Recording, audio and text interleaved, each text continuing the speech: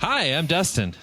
And I'm Steve. This is the Wedding Photo Hangover podcast, the finest phototainment in the world. We are an irreverent look at photography, or your irreverent look at photography. So join us while we chat a little bit about all the things going on. Dustin, you recently told me that you shot video at a wedding, and it was weird because like you had somebody come on at the last second and you just weren't very confident about how the whole thing went down. How'd that go for you, bud? Yeah, so normally when you have weddings, and I could be just speaking from a place of being fortunate and lucky enough to have couples that just really like you and really want you to be a part of their day. They're typically the ones hiring you. And I had an unusual scenario occur where the parents of one of the people hired me, and I didn't think anything of it because I had done one of the siblings' weddings the year prior and had a great experience with everything. And so when this opportunity arose, I was like, I would love to be a part of your family's, get together once again. Um, Needless to say, not everybody wants video. And I guess in my mind, as someone who provides photo and video pretty often, I just assumed when the offer transpired that everybody was on board with this decision, and the couple didn't want video. And so the photographer for the wedding lived out of state, which was fine. I've done out of state weddings, but he couldn't do the engagement photos until the week of the wedding, which was unacceptable to the groom's mother who hired me. So she hired me to do engagement photos. And I was like happy to do so because that gave me an opportunity to meet the couple in a more intimate manner, photograph them. Lovely couple, clicked, thought everything was great until we started talking about video. And they just were like, I thought you were only only videoing the ceremony. And I was like, no, you get me for the whole day, just like I did for your brother's wedding. And they just weren't all about that. They just were like, we don't really want that. And I was like, well, I was just put in such an awkward position because I'm like, I've already been paid. Like this is something like I thought we were all on the same page, and just part of this is my fault for just assuming that this was a thing. But I'm like, if this is something you guys don't want, obviously, like, we need to figure this out. So then like a month goes by. Finally, we like reconnect, and they're just like, hey, I just want to make sure we're on the same page. After talking through with you, I think we can do most of the day, but just not all of the day. And it just felt like I was kind of like begging to shoot their wedding. Like it felt like I was like, well, can I do this? Can I do that? So they were negging you? No, it was just like, they were like okay with the ceremony being filmed, but then it was like every other aspect of the wedding. I was like, hey, can I shoot the first look? Can I shoot portraits? Can I shoot this? And then they were like kind of like, okay. But then like as it got closer to the wedding, I was like being stripped. Everything was being stripped down. It was like, now I wasn't able to shoot the first look. Now I wasn't able to shoot portraits. Why wouldn't they want you to shoot the first look? That doesn't make any sense. So that's like one of the most important parts of the day. Why wouldn't you want video of that? Video is so much more emotional than photos. And all of this is like me thinking like, oh, I just need to educate them on the importance of video. Clearly just them seeing their brother's film was not enough. Like I need to express, like, you guys are thinking about this in short term. Like, we just don't want an extra person there. but like, it's so much more than that. Like, you guys are going to want this 5 years, 10 years, 20 years from now. And especially when your like mother is like giving you this gift of video, it's not like you're even having to pay for it.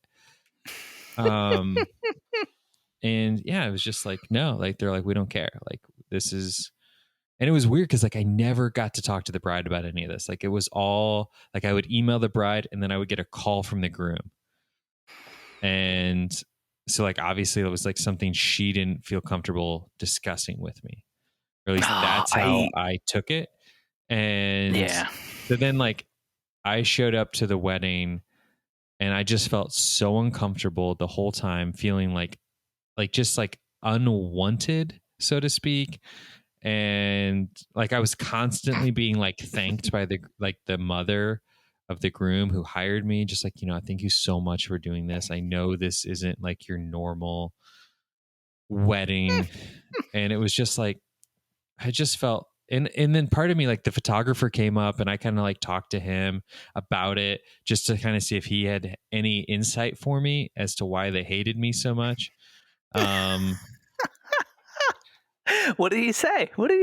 He didn't claim to know anything. He just was like, I don't think it's you. I think it was just sort of more like mom kind of overstepping, and like, you're like, they're kind of taking it out on you because, of that whole situation. And that was him purely implying off the story. He didn't know firsthand any of that. So then it's like me just trying to decide, like, do I just try to do my best job as if I was shooting any other wedding?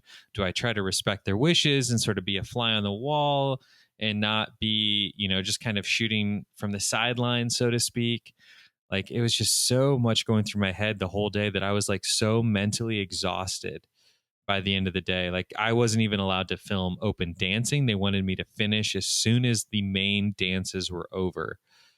They wanted like, so essentially they just wanted a ceremony video, a toast video, and a dance video, which normally would be fine. But like, my product that I provide is a highlight film of the whole wedding day, but I only shot like half the wedding day. So it's like, I don't know what I'm going to provide, but mainly the moral, or the point of the story is not like the struggle that I'm going to go through to create this video.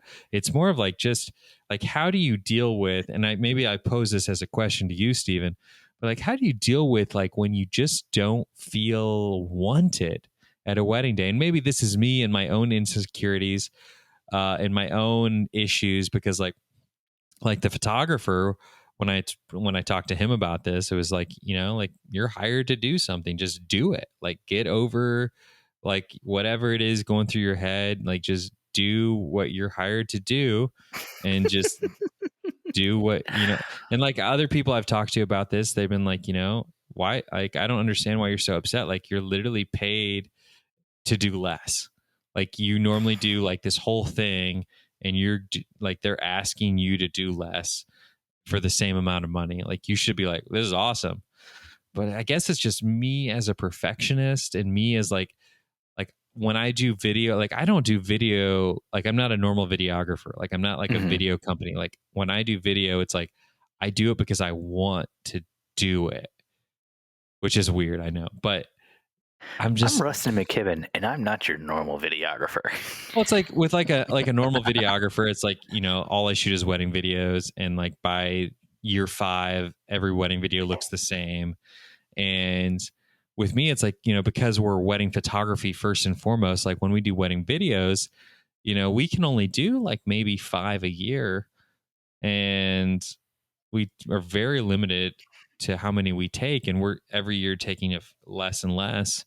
And so it's just like, and this one was special to me because I personally got to shoot it. It wasn't like I was sending one of our teams, and it was a personally family. Got to shoot it, or personally shot it because you didn't get booked to do photos on the same day, so you didn't want to hire somebody else to shoot it for you. Can you imagine how much better it would have been if you had found out from them they didn't really want you there, and then you're like, yeah, no, don't worry about it, and then you just Don't worry about it. I won't be there to shoot for you all day. No, I kind of wish I had. Because I think honestly the result might have been better. Because that's why I wish I would have had a third shooter with me, because it was like I was so in my head the whole day about Oh just like, yeah, I yeah. don't know if I can The, ask the them where to people, stand for toast, the because I people, don't know if they the like people want me who to talk to didn't them. want you there because they didn't want to have another person there during the important events. They wanted it to be more intimate. They would have been happy if you'd had a third shooter instead of just two shooters. Well, and they didn't even want me to have a second shooter. And God, I wish I would have had a third shooter just for the ceremony, because of how big the church was and how many cameras I was running. And it just was like, I'm not a solo shooter when it comes to video. Like, I like to have as many hands as possible. Well, that's because you're always trying to do too much, which is the same mistake I made recently when doing a video where I allowed myself to be sold as a solo shooter. Uh, and then the couple came back to me a few months before the wedding. We're like, hey, is there any way we can upgrade but not add on a second shooter? So it's a little bit cheaper, but have you there as a solo shooter for a longer time? Because my solo shooter packages are like for elopements typically. Mm-hmm. And so they upgraded me to be there the entire time Jen was there because Jen was doing photos. Nice. And oh my gosh, it was the worst thing I think I've ever done, because I had to like run around, and I always set up like multiple cameras during the ceremony so that I can make sure to deliver like a full ceremony video, you know? And so I'm running around trying to keep track of 3 different cameras throughout the ceremony. Also shooting with a camera on a monopod, like just completely insane and going out of my mind at a Catholic church where they don't let you go more than 3 pews up in the back in the middle row when they walk in.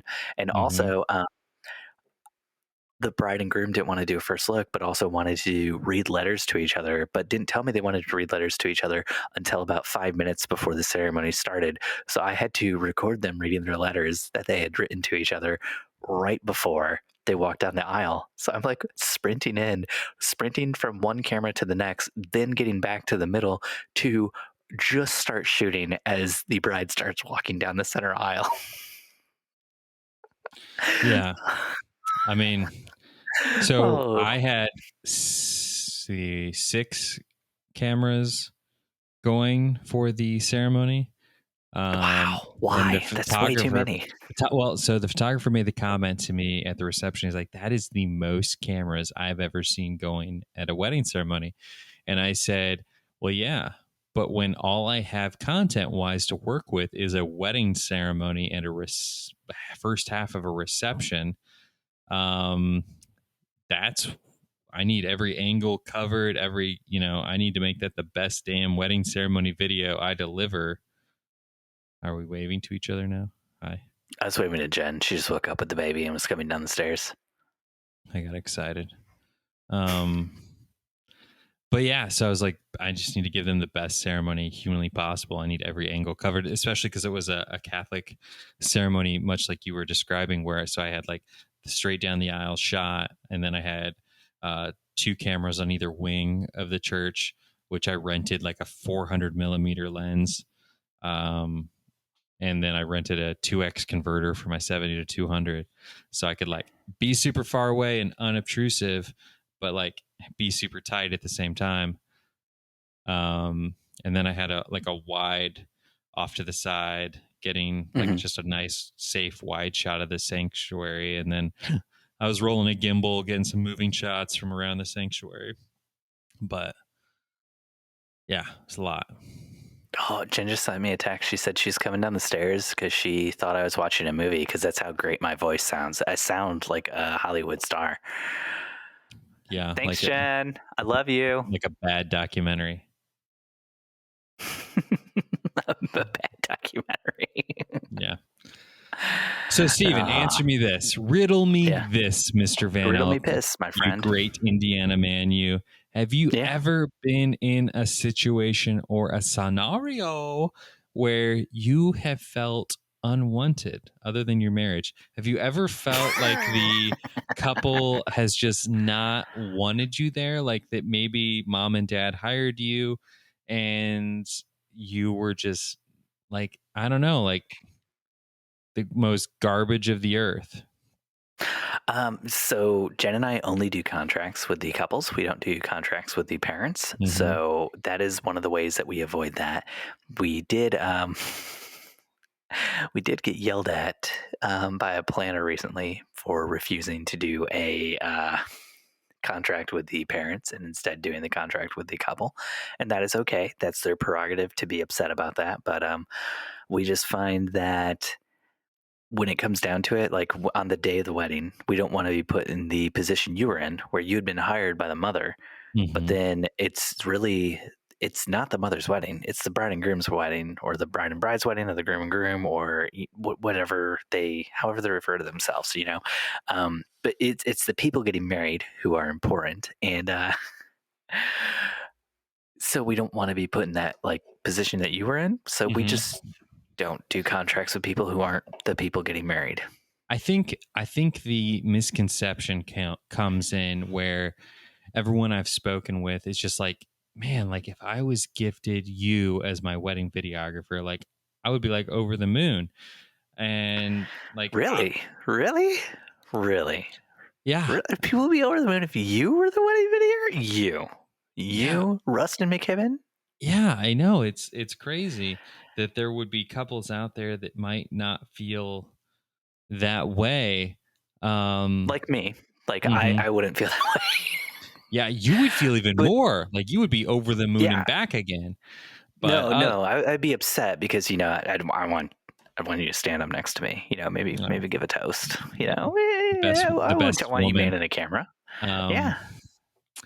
But yeah, it's just bizarre to me. So like, so there's that ego where you're like, this couple, like they're gonna like love this gift that mom and dad are giving them. Like, why wouldn't they?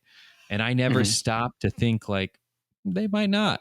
They might genuinely be the couple who hates wedding videos or just hates mom for forcing something upon them, no matter what that could be. Or they remember you from the brother's wedding and they specifically hate you. Did you consider that? They might specifically hate you. I did consider that. That was a thought that crossed my mind. And I straight up said to them after like one of the conversations we had where it just felt like I was like earlier, how I said, like, I felt like I was begging to shoot the wedding. I said, like, honestly, like if this is something you don't want, like this is a place where we need to have that conversation because I am happy to walk away from this wedding. Like, I don't want you guys with to have all of your mom's money. I'm 100%. not refunding your mom's money, 100%. But I'm willing to walk away. But I was just like, like I felt like I was wanting to shoot the wedding for me. And I was like, I want to shoot this wedding for you.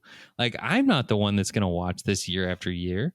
Like, this is for you. So if this isn't something you want, like, you have to tell me so we can have a different conversation. And I really wish I had walked away from this wedding, I guess is what I'm trying to say. Like, I don't know. Like, we'll see how it all comes together in the end. We'll check in a couple months once I finish the edits. But yeah. And then like I've been having nightmares every night since the wedding, just like with them saying like, well, why don't we have any of us? Like any portrait time in there kind of stuff like you do in your normal videos. Because you didn't let me come to that. So well, that's okay because you can just point to the emails or whatever the communication was and just say like, here it is, man. That's just what it is. It's your choice, and I can't do anything about it, and that's fine. I know, and I called mom. They know what they asked for and what they wanted, so I know. It's just so bizarre to me, and it just put me in a funk all weekend, and it's like as a Fort Wayne photographer, like you get really excited when you get to shoot in Indianapolis. The space, the spots are just so cool. I know I live in a better city than you do, but like, why are you excited? I won't debate that. Just anytime I get to shoot anywhere different than the same 3 spots that all my local couples want to go to, I get really amped up, and especially I get excited just to shoot video where I'm not stressed out about trying to do video and photo. When I'm just solely focused on video, I get really, really pumped about that. And then to be told like, hey, like it's kind of like saying like, hey, Steve, we want you to cook us this meal. We want to hire you to cook us this meal. And then about like halfway between when they hire you to when you're going to cook the meal, they're like, we just want you to leave out half the ingredients. We still want the meal. We're really excited to have you for the meal. We're sort of excited to have you for the meal. We're going to say we're excited to have you for the meal. We know we ordered the we know this truffle. meal has been paid for. So we're going to eat the meal. But we know these nachos that we got. We don't want the chips. Nachos, yeah. No chips. We don't want the chips. If you could just maybe no cheese and probably no tomatoes. And like, honestly, sour cream too. Hold that off. But everything else, for the most part, as long as you don't communicate, talk to us, shoot us, film us in any way that's not photojournalistic from the ceremony on, that would be great. That would be all we want out of your nachos. You're like, all right, so you want a bag of lettuce? You want a bag of lettuce with some beans, baby. Yeah. You want a bean salad? Yeah, lettuce is the green chips. Yeah, very keto. You want those on the beans. Anyways, that's enough of me complaining and just getting on my soapbox. Let's answer some questions. Actually, were you drinking anything tonight, Steve? Steve, are you drinking anything? I'm still on my Fruity Nuggets. The Fruity Nuggets ×2. It's a double dry hop deep. I think I talked about this in a previous episode where I was wearing the exact same clothes, but it's a fantastic beer, man. That was from a few months North ago. Down in Columbus, Indiana, one of my favorite breweries here in Indiana. 8% alcohol by volume, and it's got one of those flavors to it that's like it's gonna pick you up and it's gonna never let you down. You know what I'm saying? I'm gonna pick you up and never let you down. Is that a song? Is that something? No? Yeah. It's never gonna give you up. It's never gonna let you down. There you go. It's never gonna turn around and hurt you. But Dustin, what are you drinking over there? I saw you whip out a new beer. Yeah, I am drinking, and by new beer, he means fresh beer for this evening's episode. Which is a different evening than the other evening altogether from previous evenings. This is a 3-day-old beer that I'm drinking here. It's been sitting out this whole time. It's actually lukewarm. It's got, it had some dust around the lid. There's a few flies going in and out of the opening, but it's a protein-packed beer. So this is a great Michigan beer. This is a founder's favorite of mine. This is an all-day vacay, which is a wheat ale. Oh, so it's not the all-day IPA. It's the all-day vacay? It's not the all-day IPA, which is also pretty good, but this is the all-day vacay, which... I don't think I've had the vacay. Oh, I love it.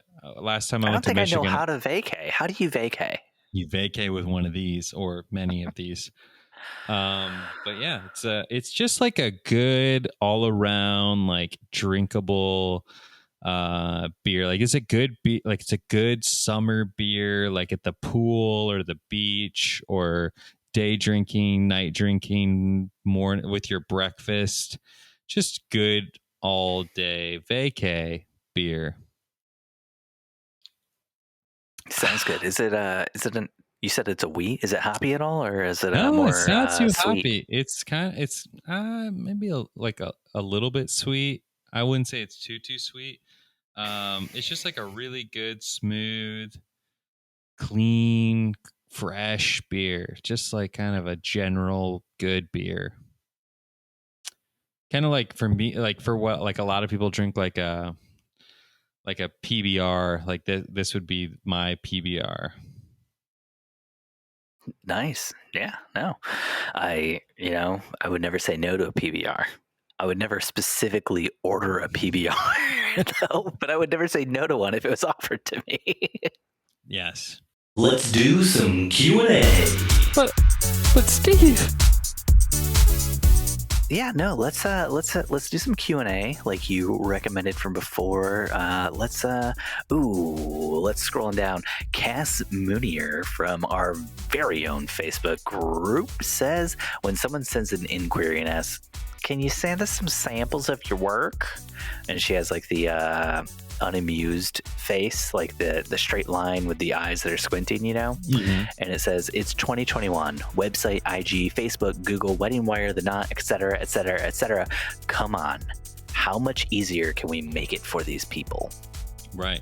How much easier can we make it, Dustin? Yeah, no, I feel the same way with these the Santa photos we've been doing. People have been like, hey, can you send me more info on the Santa sessions? And I'm like, I've literally laid it out on the website that you are inquiring from. And I've posted photos of what the end result looks like. Like, what more? Like, I'm like, what more do you want? They're like, what do I get? And I'm like, you get 5 minutes with Santa. Like, that's what you get. And then you get those pictures of those 5 minutes.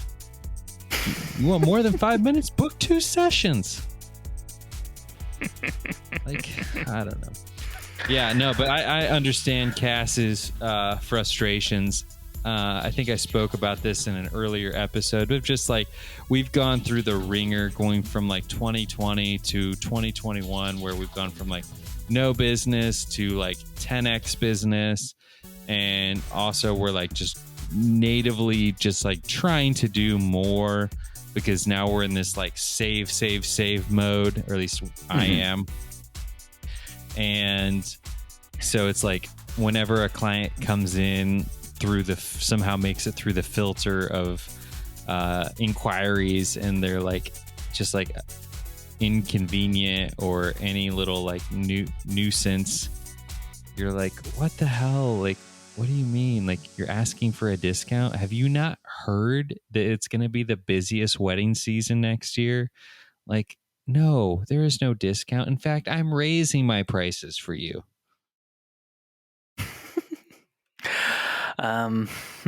But to get back to Cass's question about how much easier we can make it for these people, one thing Dustin doesn't bring up in his long rant there about how things are unfair because of COVID is so Dustin doesn't actually send samples of his work out to prospective clients. What he does is he has them fill in their address, which this is probably the most creative, best use of advertising marketing budget I've ever heard of. And it surprised me that it came from Dustin, but he has them fill out their address when they do the initial contact form, and he immediately purchases a billboard directly opposite of their front door.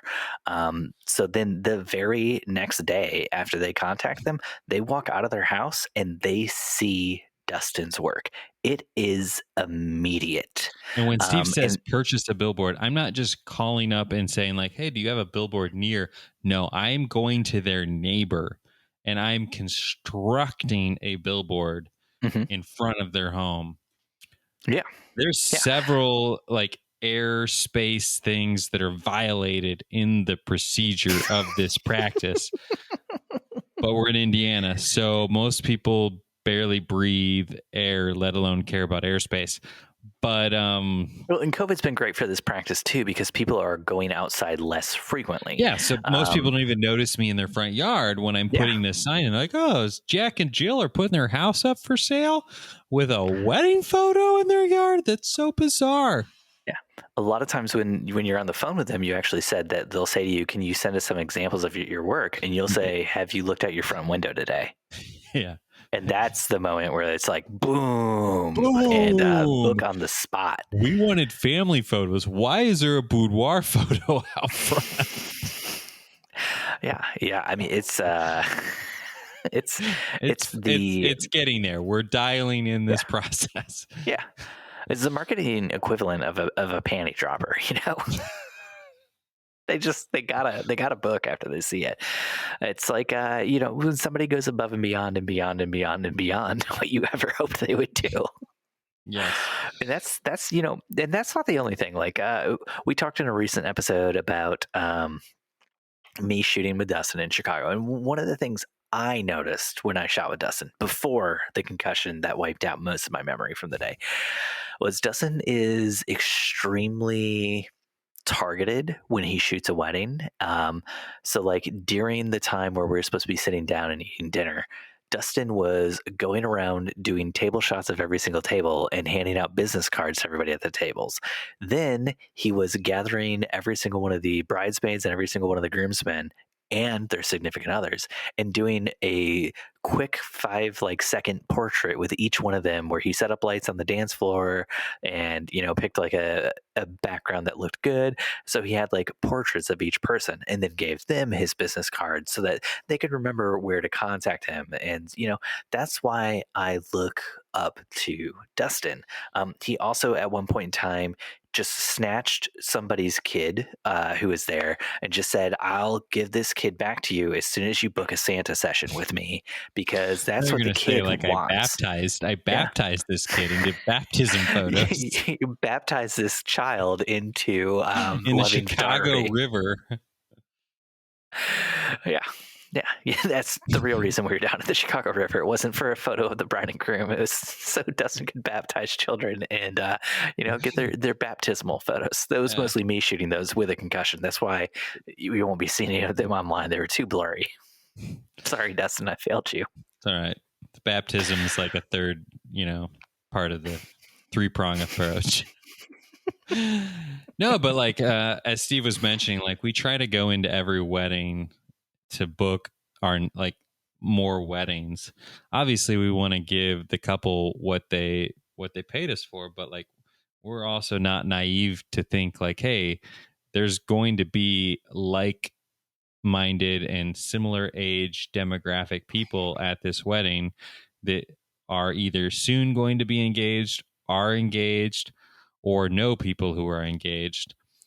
And so if we treat them like rock stars, and the business cards that we give out at the weddings aren't just traditional business cards, as Stephen was commented to at our table at the wedding.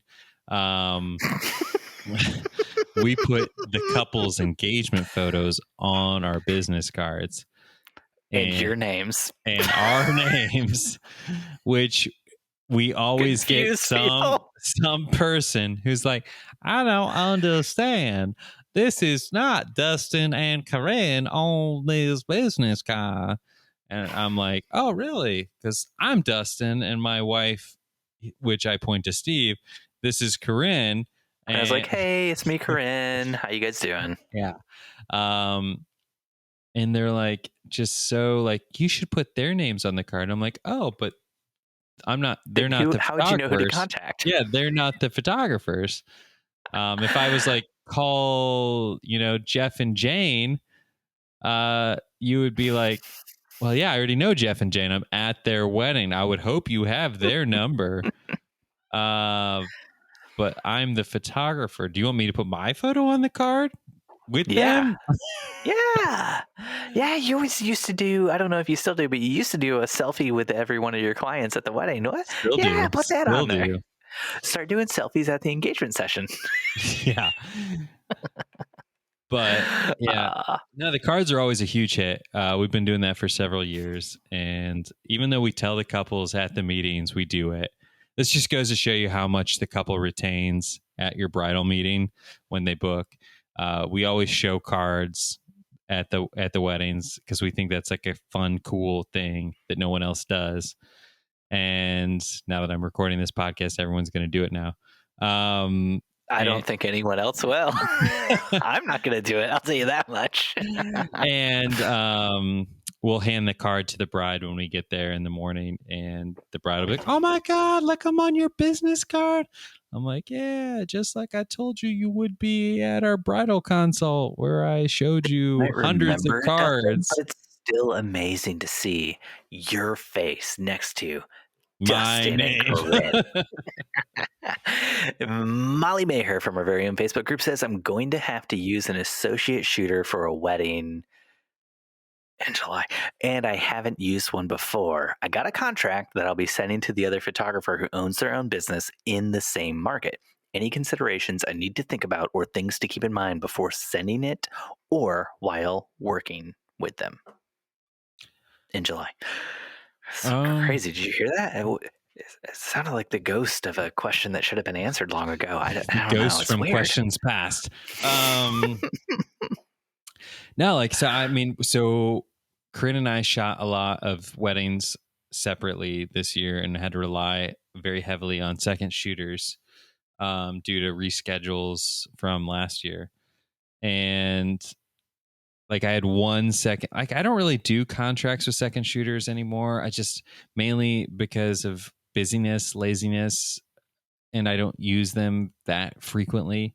And then this year we did, and I just kept meaning to get a contract put together for second shooters, and I just never quite got around to it. And I had 1 second shooter who was like, "Hey, can you like send me like your second shooter contract?" And I was like, "Yeah, absolutely." And then just like never sent it. And she was like fine with that.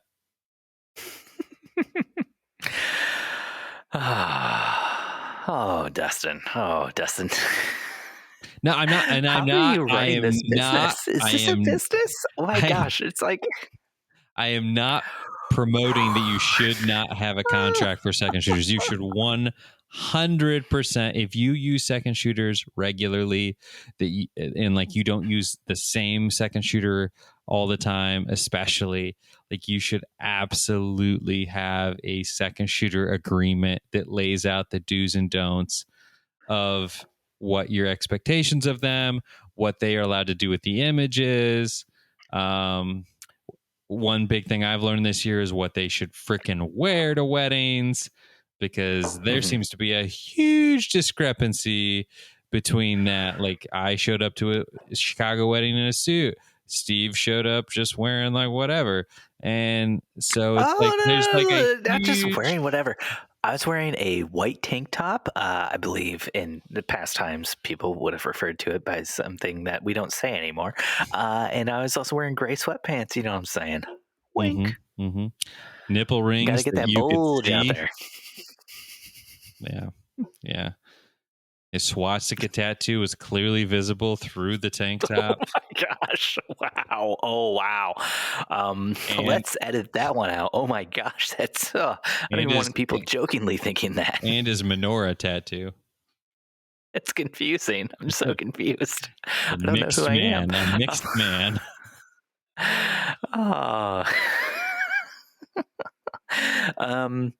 Big things. So I don't know if I'm the best person to take advice from here, because Jen and I were recently told this year that we had one of the most extensive second shooter / associate shooter contracts somebody had ever seen. Interesting. And this should be the contract we send to the client, not to somebody that we're hiring to shoot for us. Nice. Isn't that delightful to hear? Actually, a second shooter that we work with quite regularly recently told me that our contract was intimidating. Specifically, there's a portion of it that says something about how there's a certain percentage of shots that need to be in focus from every wedding. And she was like, I figure you had a bad experience. And I was like, yes. Early on, before I started shooting with Jen hired somebody to shoot with her.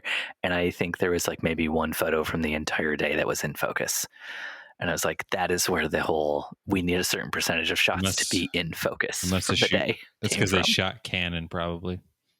Yeah, I mean, Jen and I shoot Canon, so I know. we know how hard it is. That Canon mirrorless, so we got to upgrade to that mirrorless so we get those good in focus photos. Do you ever feel like when you see somebody like a past bride and groom or somebody you know like post their family photos, and you see like you can see like whoever they use to shoot them, like almost all the photos are soft, and you're like, and they're like, oh my gosh, thank you so much, such and such photography, like we're so in love with our family photos, and like all the photos are just like, you know, like back focused on the bush behind them or the tree, or like one person's like they just shot the whole thing at like 1.4 and with a 50 and like just didn't. Focus was just so secondary. No, nothing. No, I not experienced that. Is that something that happens frequently with Nikon and Sony shooters, or No, not as with a Canon us. shooter? I don't know. But like I'm just saying, like I see photos on Facebook from time to time, and I just like I always have to remind myself like what I think is good is so much higher than what like clients think is good, which is half the reason I encourage everyone to outsource their photos. Yeah. Because like people are like, oh my God, I love my out of focus family photos. Then like chances are if you outsource and they get it like 90% there, like you'll be fine. Like stop killing yourself, guys. Yeah. So the other thing things I would really say that you need to hone in on if you're hiring somebody to associate shoot or second shoot for you is that you don't want them handing out their own business cards at their wedding. They're representing you. Put the couple on. There was an incident this year with Jen and I where because of the whole pregnancy thing, we had to we had to maybe hire somebody and we weren't able to send our contract to them. And then we found out from our second shooter that they might have done things that go against our contract that we send out to associate shooters and second shooters. And it was one of those things where I hired them literally like, 5-6 hours before Adelaide was born. So it just didn't have time to get that taken care of. But the clients were happy, and the clients ordered $300 worth of prints the other day, just out of the blue. So I'm not going to complain about it because as long as the clients are happy, that's all that matters to me. But yeah, no, I did get a message from this photographer that was like, I'm going to add these people on Facebook. And I'm like, oh gosh, our contract literally specifically says you cannot like try to track these people down and add them as friends and stuff like that. If they add you as a friend, it's fine, but like you are not allowed to like Facebook stalk, people that you're shooting for us. Thankfully, I am friends with them on Facebook because they did add me, and they have not added her, so we're all good. But there you go. It's just one of those things where it's like, it's cool to like people when you're there shooting, but like you gotta remember like they weren't your client, and like if you become besties and like that's something they want to continue, go for it. But please don't like stalk a client. Don't make a client feel awkward that is not your client even. So that's the big thing. It's just stuff like that. Yeah. No, I 100% agree. Especially when it's your own client and they don't want you there. Yeah. Hey, Jen, we got a question about shooting when you're pregnant. Do you want to come answer that since you're awake now? Oh, I can handle it. I can take that question. Dustin thinks he can handle it. We can skip it and just do another question. But since you're awake and down here and distracting me with the baby, do you want to bring the baby? There's video being recorded. I can show the baby to people on YouTube. I won't be able to see the baby because you look like a pixelated mess. At 6:30, and I probably have mascara smeared all over my face. I'm messing with you. You do not have to come over here. We did have a question about pregnancy and shooting, though. Okay. We don't have to do that. Look crazy? No, you look beautiful. You look absolutely gorgeous. Radiant. Right now. Radiant. Do you want to say hi to Dustin? Come on over. Spawn. I won't even be able to tell. You just look like a blob. Here, since you are here, Jen. Hey, Dustin, how are you? Hi, Jennifer.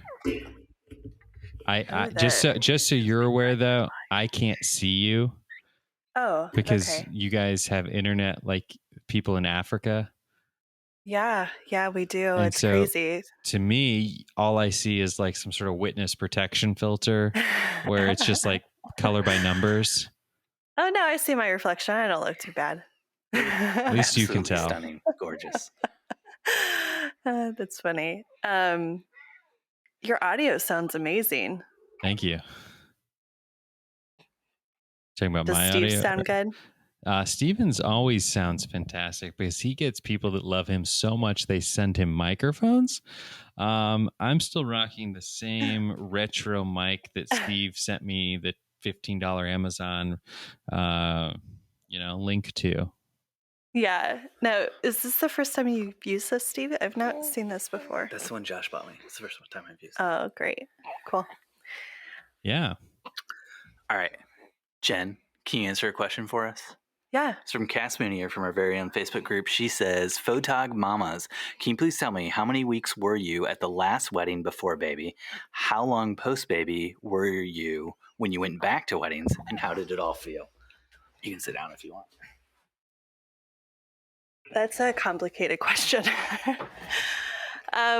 So I've gone through 3 seasons, so 3 babies in a span of 10 years. I had my first year going into business. I did not know what I was getting myself into with weddings and with pregnancy, but I didn't know anything. I didn't know any different because this is what I had started off with. So I had gone with my first baby up to 36 weeks, and I was shooting by myself. And after that wedding ended, I cried as I was going into the parking lot because I was in so much pain. And I told myself I would never do that again.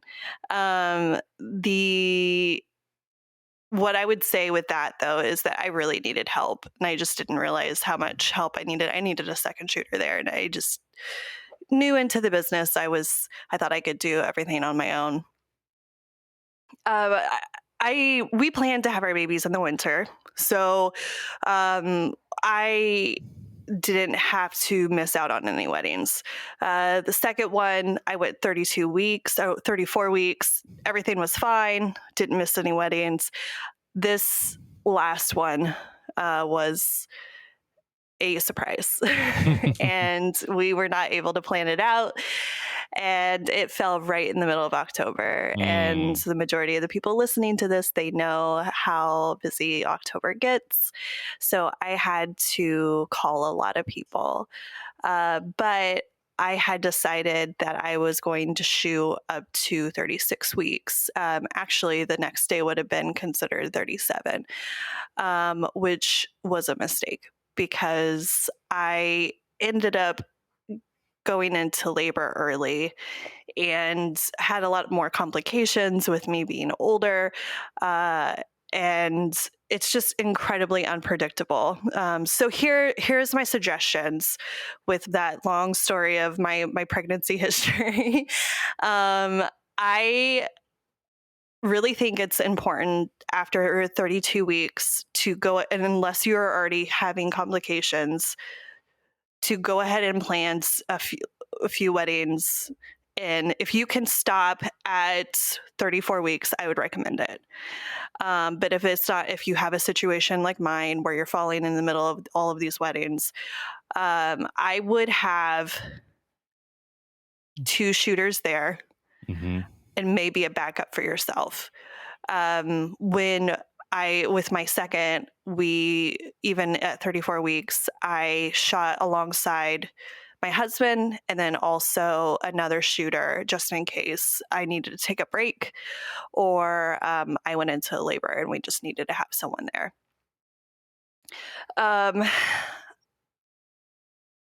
With the having your pregnancy and due date falling in the middle of wedding season, I would talk to the clients when you feel comfortable. Of course, you don't have to call them as soon as you find out that you're pregnant. I think that's like a huge stress for a lot of photographers. Like I know, like for us personally, like that was like, when do we tell clients? Yeah. What we did, we decided that we weren't going to go public with it until we let all of our clients know. We didn't want to freak anybody out or just surprise people online. So we wanted to talk to them directly. The majority of them, we would just let them know that we were due near their wedding. We were either telling them that I'm not able to shoot it, or we were telling them that we're still planning on going through, but just to give you a heads up, if there are complications, then either Steve would take over or Hannah, our other shooter. So we gave them as much information. I really talked up Steve. We do have in our contract that if we are not able to shoot it, that we'll find another photographer for them. So that is something that we have already built into our contract. So if you are thinking about getting pregnant or like conceiving, then I would highly recommend having something already in the contract to move forward with. So if you're thinking about building up your family and you think you might be pregnant within your season, I would go ahead and start with that contract and making sure that you are safe in a situation where you're not able to shoot, and then maybe being able to hire someone else to shoot it for you, so that you're not completely out of a salary for an entire year. So with the beginning, so we, you're going through your pregnancy, it is very hard to tell. Every person is different. So there's going to be times where you're not going to be able to shoot at all. I've had many friends who had been in bed rest, and having someone there as backup is incredibly beneficial. Now, after I had all of my kids, thankfully with my first, I didn't have to go back for a long time, which was a good situation because I had a really bad post after he was born, just a lot of health issues. I've had people ask whether they could go back to shoot a wedding a week after they've given birth, and they have no idea what. First of all, you can plan as much as you want, but it's not going to always go as planned. The baby is going to come when it wants to come. You can't expect 5% of babies are born on their actual due date. So you can plan as much as you want, but it's not going to go exactly as planned. And you might end up having a C-section, which is usually a 6 to 8 week recovery. You're not going to be able to shoot a wedding a week after. I would say give yourself at least 8 weeks, because it gives you a little bit more of a comfort time to be able to recover if you do have a C-section, recover if you have a bad post. And also, I tried to shoot a wedding at 5 weeks, and I almost passed out twice. And that was just a different situation for myself. Some photographers will be able to go back within 2 or 3 weeks, but it can be pretty tough. It's a huge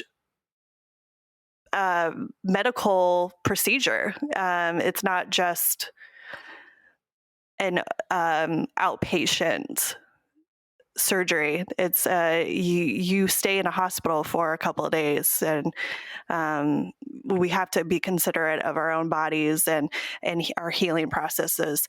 To be able to go back too soon can be detrimental to your health. Yeah. No, I think with this last baby, Corinne shot up until about 38 weeks. And it was just like nuts looking back at it. Yeah, and I'm certain, like, by 38 weeks, she had been born. Yeah. Because she came early. She came at 37 weeks. So it was, if we had other weddings after that, it would have been, that I was planning on shooting, would have been really rough. Yeah, I had to shoot the remainder of the year solo. Yeah. Yeah. I'm sure that Corinne enjoyed the baby snuggles instead of shooting weddings, though. Yeah. 100%. It's I always feel, I don't want to say feel bad, because it feels like it's almost like a disadvantage to be a female photographer. But it's just like there's so much more you have to think through, and there's just this extra layer of stress for female wedding photographers when it comes to the idea of growing your family and the idea of having a baby. Because like you said, like when we were planning our first two children, we had them in the winter because that's like the easiest option if you are capable of doing that level of planning when it comes to your family. Not everyone is so fortunate. Not everyone can just like, oh, we're going to go off birth control and there's a baby in January or whatever. And then we, like you guys, had our little oopsie daisy with Savannah, and here's it comes a September baby, and we're like, oh my god, September baby, right in the middle of fall. And so yeah, it was great. And some people do not have the luxury to be able to plan to have their babies in the winter. Thankfully, we were very lucky. We were able to have two of them and not interrupt two seasons. But here's the thing, like, yes, photography is important to the couple and we shouldn't take that lightly, but at the same time, we cannot work around our lives for our couples. We have to live our own lives. I mean, that's the purpose of being able to run your own business and to be a photographer. I mean, one of the purposes of being able to run your own business is you have a little bit more freedom. And I mean, what are you making money for? To continue to run your business or to have a better life for yourself, for your family? More beer and Pokemon cards, I think is what people would say.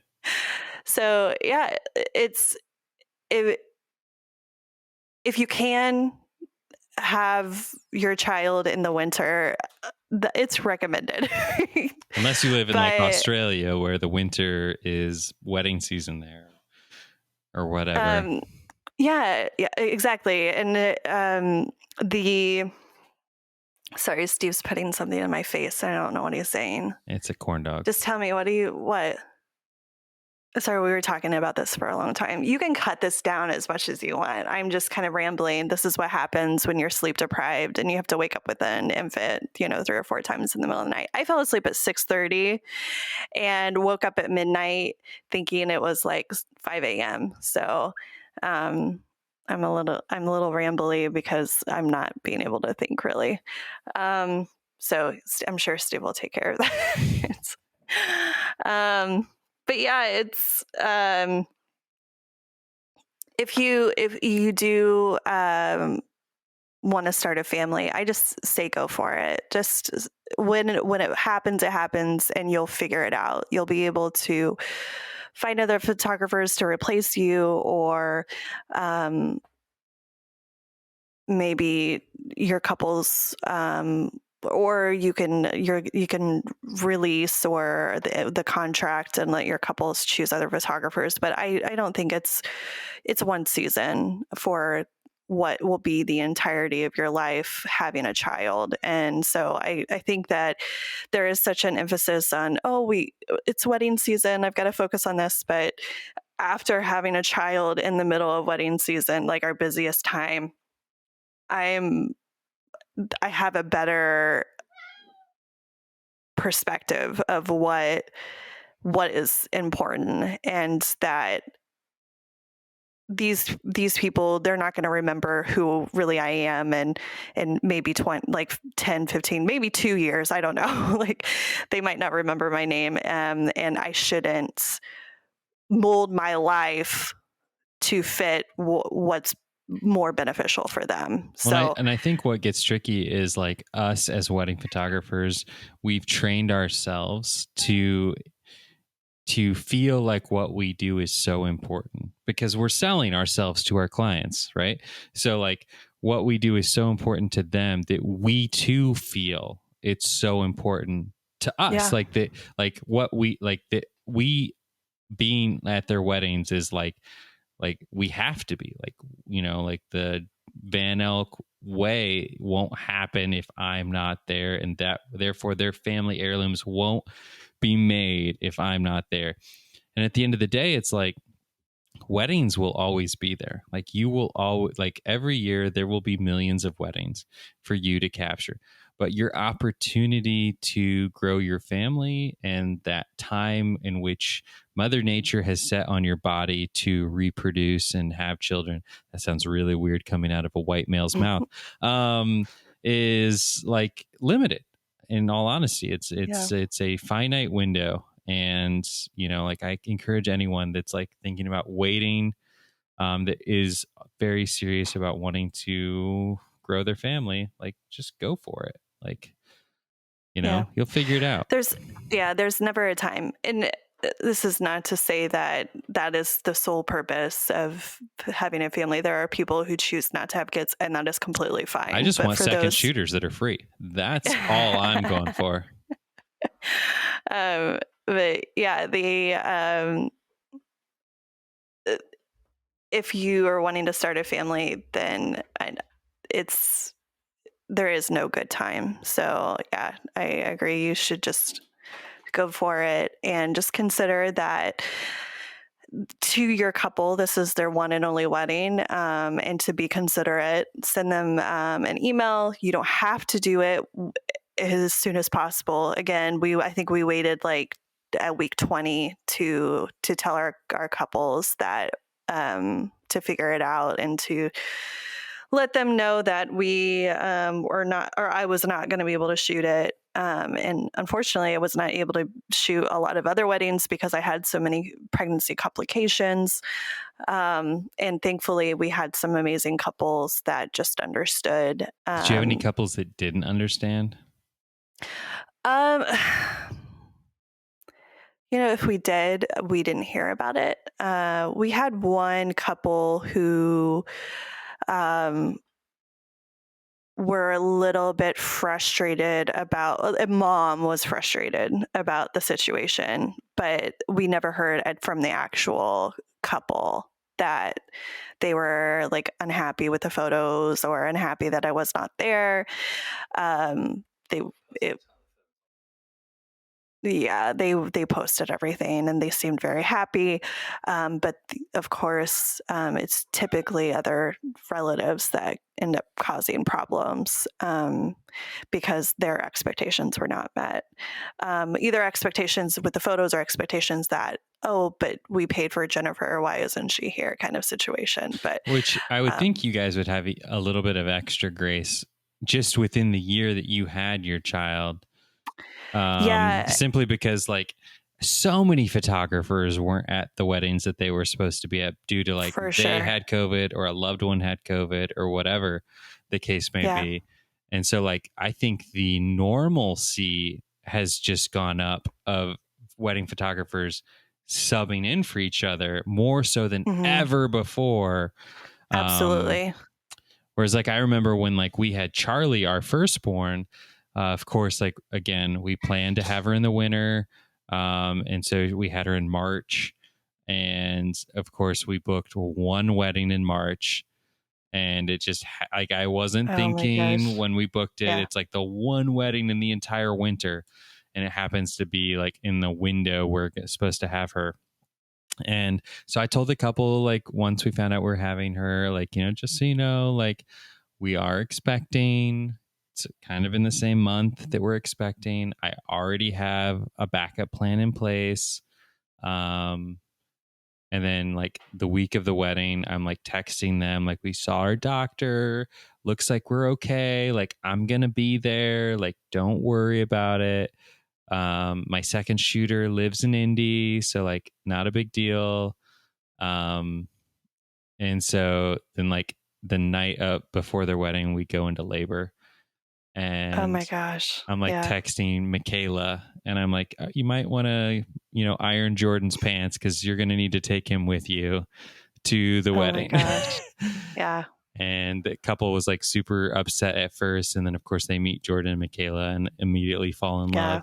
So it was fine. But there was that initial like, oh, we're so bummed that you're not going to be here, even though like we're celebrating the happiest day of our lives, having our first child. Yeah. So it's like those super mixed emotions. Well, and you're not going to ruin their wedding. Right. We put in such a huge emphasis on photography because that's what we're supposed to focus on. But it's not going to be the end of the world because you're not there. Like, we've got to set aside our egos and realize that there are other people out there that are really good at what they do as well. And you just have to let the couple know, like, hey, I would never replace myself with someone who I didn't think would be fully capable of shooting your wedding. I think I usually use the words of if it was me, like, I would want these people to be shooting my wedding. They're awesome. And that tends to kind of alleviate some of that stress. I would say something very, like, very similar to like what you said. Like, if it was me, like, this is who I would want to shoot my wedding if I also had your budget. Oh my gosh. If I also was like on a shoestring budget like you, like, this is who I would want to shoot my wedding. But I think it has to do, like, we think that, oh, it's gonna be the end of the world because they're photographers. They're not really. We're just another vendor for most people, and even those that I had very good relationships with that I was not able to shoot, they were the most relaxed about it. Like, oh yeah, definitely, we know you'll take care of us. So even those that you're not, like, you're like, oh man, I feel bad because we've built such a good relationship. Honestly, those are the people that, like, there was one that we had some complications with our newborn, and Dustin, you shot it. And I'm good friends with both of them, and I didn't even shoot their wedding. So I'm probably closer with them than some of our other couples. Back when you had Nora? Yeah.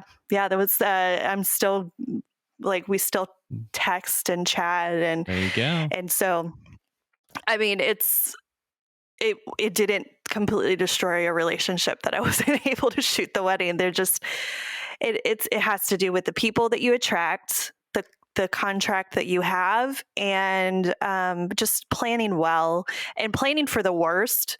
Because if you're not planning for the worst and you're just like, we'll be fine, then sometimes life can be a bitch and throw some really crazy things at you, and then you're not prepared, and you're in a room in the hospital trying to find a photographer while you're in labor for your husband because your husband is at a wedding. So sounds like you're talking from experience, Jennifer. I am, and it was the most stressful situation I've ever been in my entire life.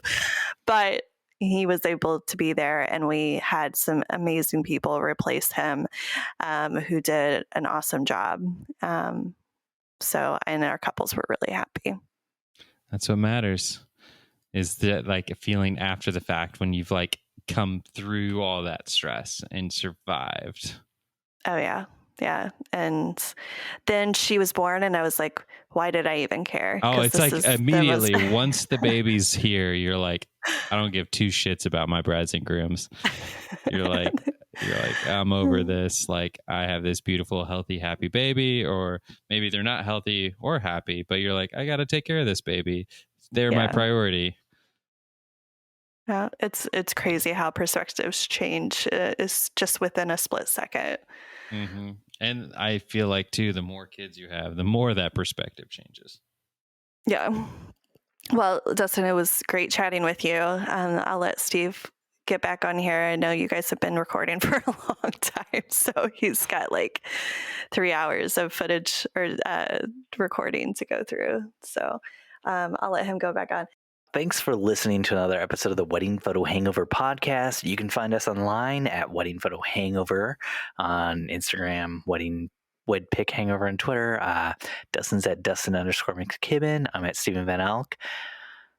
And I guess we'll see you next time. Dustin. Steven. What it good in your world, bud? I don't know. After that super deep convo with Jen, I feel like just feel like being a man is so easy in this world. Being a man is so easy in this world. Jeez. It took you this long to figure that out? No, I kind of knew it. No, it's just trying to get ready to dig into a bunch of wedding album designing. Now that we're like kind of caught up on photo editing and photo delivery, trying to get all our wedding albums done by the end of the year. Nice. Cool. Because I like put that last on my to-do list. How about you? What do you got cooking in the good looking? I've been watching a lot more television than I normally would. And one of the things Jen convinced me to watch is the show Sex Education. And I've been watching that while bouncing the baby to get it to sleep. Getting it to sleep? Her to sleep. And she's genderless. We haven't decided. We're letting her choose. Yeah. And Sex Education is just really good, man. Not only is it really good, but watching Sex Education, they have an artist who sings on a bunch of the different episodes, Ezra Furman, and her music is amazing. Just absolutely fell in love with her work, and was like digging into her old stuff, and just really, really, really great. Nice. So that's what I've been doing mostly. Also, Wheel of Time just came out. Got to give that a spin. What's that on? I saw all the posts, like the promoted Facebook ads about that. Wheel of Time is on Amazon Prime, and it's based on a book series written by Robert Jordan ended by Brandon Sanderson, because Robert Jordan unfortunately passed away before he could finish the series. That's how good it was. It literally killed him to write it. Yeah. Well, Brandon Sanderson's the person I talked about last year, because I kind of stopped listening to podcasts for a while, and I listened to the audiobooks of every single book he's ever written. Really got into him. And it was because he did such an amazing job finishing out the Wheel of Time. Like he's just a really good writer. Like him a lot. I'm behind on all things TV and movies, because we've literally, I have never, and I hope, or maybe I don't hope, I don't know, that all of you photographers out there that are listening you are coming through your busiest time of your lives. I am. yeah, absolutely. And I've not even had time to devour the TV and the movies like I normally would do while I'm editing, because I'm just so backed up on things that I can't even bear to lose a shred of focus, or else I'm not going to get it done. And yeah, it's just like Red Notice has come out, which is supposed to be like blockbuster movie of the year, and I haven't gotten to see that. All of the new Marvel movies this year, haven't gotten to see any of those. All of the Disney Plus things, not seen any of those. This You're missing out, dude. Black Widow and Shang-Chi. Yeah, I haven't seen those, or Eternals. Both really good. Or Eternals. Eternals will be on Disney Plus soon. Yeah. From what I've read online, maybe don't need to see that one in theaters, but. Oh, really? Yeah. No, but you should watch Loki and WandaVision. Those are both aces, man. WandaVision, I'm like, but yeah, Loki, I've started it a couple of times, and then like my child will wake up, and then I'll get back to that, and never do. I mean, that's me and Mandalorian season 2. I told Ian and Jen I'd watch it with them, and then it's like trying to find a time where they can both watch, and where Nora won't be awake, because Nora is very scared of the things that go on in Star Wars. Has proven to be the hardest thing possible. So we still haven't finished Mandalorian season 2 yet. Mandalorian season 2 is so good. That's like the only thing, because we watched it straight through during Christmas break last year. And it was super good. And it was so good that even Corinne liked it, which says a lot. Jen liked first season, so enough that she wanted to watch second season with me, which I never thought I'd get Jen that interested in Star Wars. Right, so. That's how I felt. I'm like, that's how good this is like women who don't like Star Wars like Mandalorian. Yeah, well, Baby Yoda's awesome. Yeah, that's what we got going for you. All right, we got to wrap this up. All right. Have a good night, bud. Love you. Bye. For talking with me. Bye. Love you too. Bye. Bye.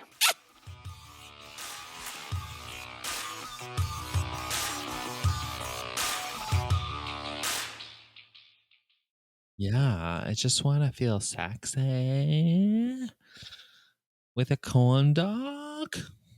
Wedding Photo Hangover was edited this week by Steve Van Elk of Bespoke Tone. Go to Bespoke Tone for all of your photo, video, and audio editing needs.